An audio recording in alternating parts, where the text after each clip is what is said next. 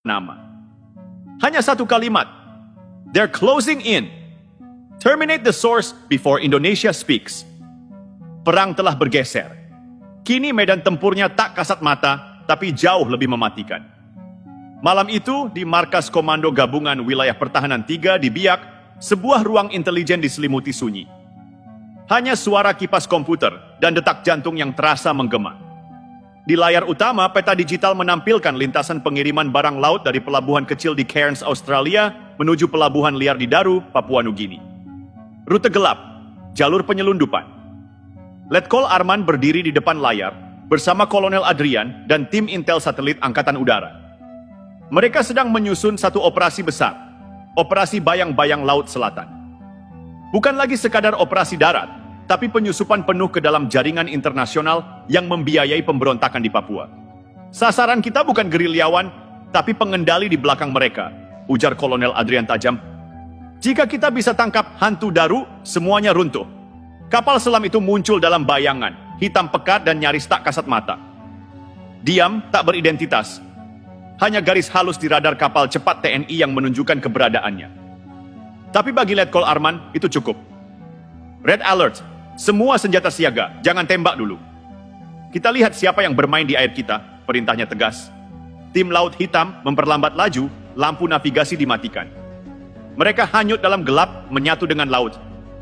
Di atas gelombang, hanya suara motor yang bergetar pelan, menunggu isyarat. Lalu terdengar suara elektronik masuk ke kanal radio darurat. Unidentified vessel, you're entering restricted surveillance corridor. Reverse immediately. Bahasa Inggris, aksen data, kalimat terprogram. Tapi bukan dari otoritas wilayah sekitar.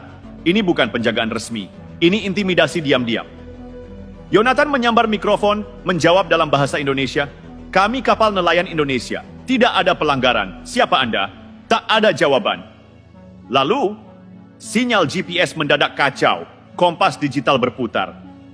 Drone intai yang dibawa tim tiba-tiba kehilangan arah dan menghilang dari monitor. Intervensi elektronik. Mereka aktifkan jammer spektrum lebar. Seru operator taktis. Itu bukan kerjaan kelompok liar. Itu kerjaan militer. Terlatih. Terstruktur. Kolonel Adrian menatap radar dalam-dalam. Ini bukan kebetulan. Mereka tahu kita ada di sini. Dan mereka tak mau kita lihat apa yang ada di Daru. Sementara itu dari udara, tim naga langit mulai menyusup ke orbit rendah. Mencoba meretas sinyal satelit sipil yang digunakan jaringan hantu Daru. Dan hasilnya mencengangkan. Satu koordinat penyimpanan senjata berada di bawah tanah kantor LSM lingkungan di Daru. Rekening bank digital milik hantu Daru terhubung ke perusahaan tambang yang berbasis di Delaware, AS. Dan nama penerima kiriman terakhir, Black Pines International, perusahaan bayangan yang tercatat pernah terlibat dalam operasi rahasia di Kongo dan Suriah. Letkol Arman menyadari ini bukan sekadar tentang Papua, ini tentang eksperimen perang generasi kelima, proxy war. Dan Indonesia adalah target pasar sekaligus ladang percobaan. Kita tidak boleh mundur. Kalau malam ini kita tak bertindak, besok bukan Papua saja yang terbakar. Tapi harga diri bangsa, ia angkat tangan, beri isyarat. Tim Laut Hitam bersiap menyelam dan menyusup ke darat. Satu peluit pendek, 5 nyawa menembus air. Misi hidup atau mati dimulai. Di balik tiap gelombang, konspirasi dunia terus bergulir. Tapi malam ini Indonesia melawan dalam diam. Ketik lanjutkan untuk menyelami penyusupan gila ke markas musuh dan bentrokan senyap antara pasukan elit TNI dan agen-agen bayangan dari negara asing. Dan ketika fajar menggurat langit Daru, tidak ada sorak kemenangan, tidak ada siaran berita.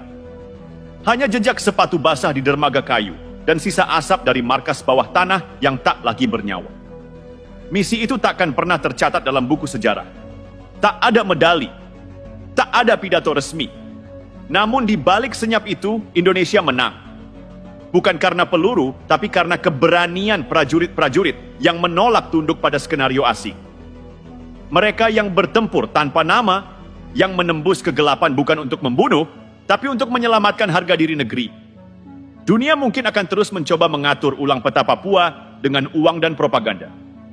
Tapi mereka lupa satu hal, tanah ini bukan hanya soal tambang dan geopolitik. Ini tentang darah, tentang jiwa, tentang rakyat yang ingin damai tapi dipaksa perang. Dan selama satu saja anak bangsa masih berdiri tegak di medan, menyandang merah putih di dadanya, mereka tak akan pernah bisa menaklukkan Indonesia.